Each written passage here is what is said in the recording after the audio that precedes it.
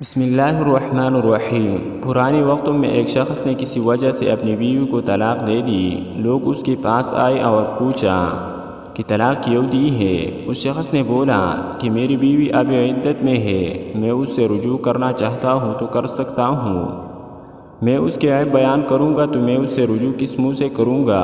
لوگ چلے گئے، عدت ختم ہو گئی، اس نے رجوع نہیں کیا۔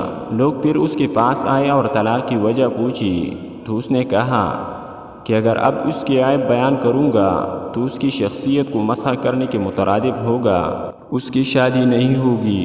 لوگ پھر چلے گئے، اس عورت کی شادی کسی اور سے ہو گئی۔ لوگ پھر آئے اور طلاق کا سبب پوچھا تو اس شخص نے کہا کہ اب وہ کسی اور کی عزت ہے اور مروت کا تقاضا تو یہ ہے کہ میں پرائی اور اجنبی عورت کے بارے میں منہ بند رکھوں۔